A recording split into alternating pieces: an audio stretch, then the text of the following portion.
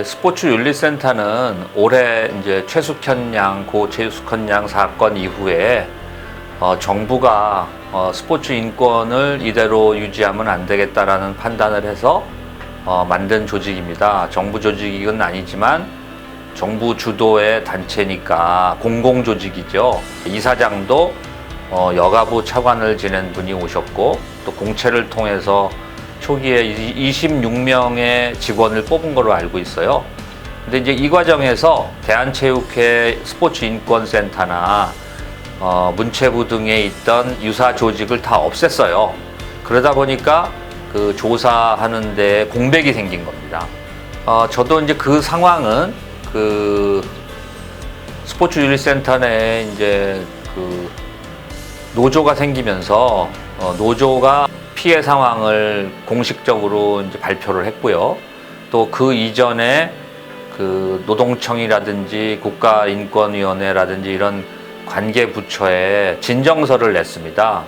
그 내용을 보면은 뭐 6개 항목에서 20몇 가지로 들었는데요. 그 부분에 대해서는 노조가 주장한 만큼 국가기관에서 조사를 하면 그게 사실인지 아닌지는 밝혀질 것이라고 보고요. 노조가 뭐 단순하게 뭐 아닌 사항을 만들어서 했을 거라고 생각하지는 않아요. 그래서 이제 그거는 진짜 문제가 있었는지 여부는 그 국가의 그 특별조사관들이 이제 조사를 하고 있으니까 기다려보면 그 무엇이 진실인지는 밝혀질 것이라고 봅니다. 확인해 본 바에 의하면 그 뭐 윤리센터 이사장을 비롯해서 이제 그 거기서 일하는 사람들이 전문성이 많이 고려되지 않은 것 같아요. 그러다 보니까 뭐 이런 조사를 해본 경험이 없고 뭐 스포츠를 잘 모르고 그래서 내부에서 들리는 얘기로는 뭐 선수 등록을 어떻게 하는지 뭐 어디를 찾아가서 조사를 해야 되는지조차도 잘 모른다고들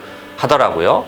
그리고 뭐 요번에 그 핸드볼 사건 같은 경우도 이미 그 대한체육회 스포츠인권센터가 조사 지시를 이제 충북체육회에다 했고 나머지 조사 중인 사안 이런 걸 전부 다 일괄 이첩했다고 들었는데 뭐 보도자료를 내서 우리는 그런 사건에 대해서 뭐 접수받은 게 없다 그랬는데 그 피해 학생 어머니가 그 통화 내용을 갖고 있잖아요.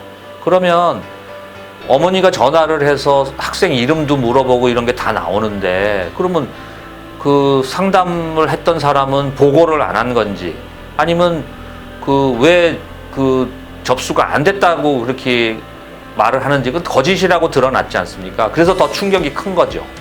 지난 9월에 그 국회 국정감사 때에도 그 국회의원 국민의힘 김혜지 의원이 그 낙하산 인사를 지적을 했고요. 이 설립단에서 일을 했던 사람 2명이 그러니까 자기가 공고를 내고 자기가 그 지원을 해가지고 이제 합격을 한 그런 케이스죠. 이런 게 잘못됐다고 지적을 했는데 거기에 대한 뭐 발표 하나도 없고 뭐 잘못이라고만 하거든요.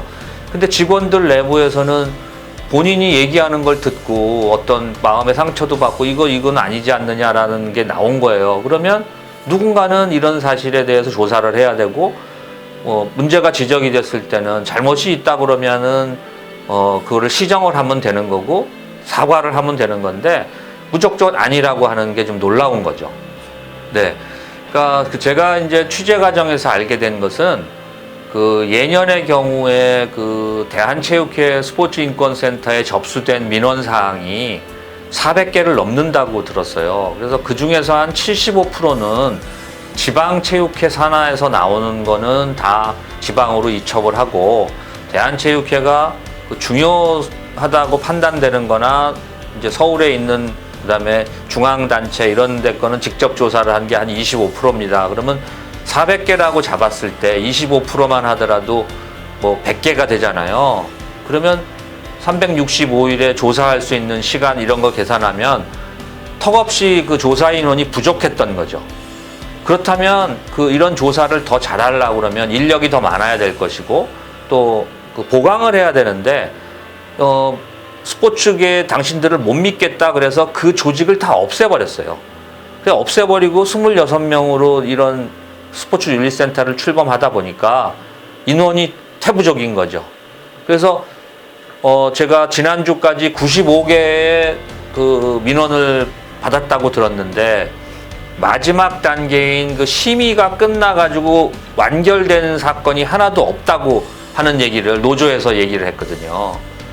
근데 보도자료에는 완결된 게 많다 그랬는데 그게 뭐 어떤 차이가 있는지는 모르겠어요. 이런 것도 뭐 감독관청이라고 할 수 있는 그 문체부가 조사를 해보면 나오지 않겠습니까? 이사장님도 이제 뭐 사회 경험이 있으시고 뭐 그래서 오셨다고 생각을 합니다. 여성 인권에 대해서 뭐 전문가시니까. 그렇지만 스포츠 쪽하고는 또 좀 다르다고 생각을 해요. 그렇다면은 스포츠 쪽의 전문가들을 영입을 해서 활용을 해야 되는 게 우선이라고 생각을 하고요. 또 거기에 뭐 실장급 이런 분들도 보면은 스포츠하고는 거리가 먼 분이 되다 보니까 그러면 스포츠를 못 믿어서 그렇게 일부러 스포츠를 모르는 분을 했다 그래서 빚어지는 갈등이라고 생각을 하거든요.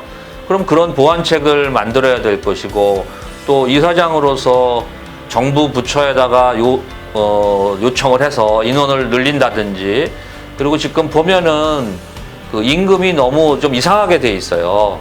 그래서 뭐 그 한 건당 조사관 같은 경우에 뭐 기본급 뭐 20몇만 원인가에 한 건당 얼마의 수당을 받는 이런 식으로 돼 있었다고 그러거든요.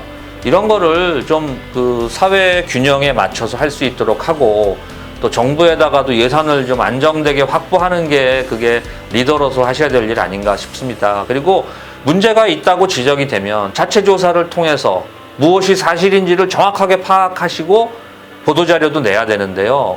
어저께 냈던 보도자료는 전부 틀린 겁니다. 팩트체크 한번 해줬으면 좋겠습니다. 네.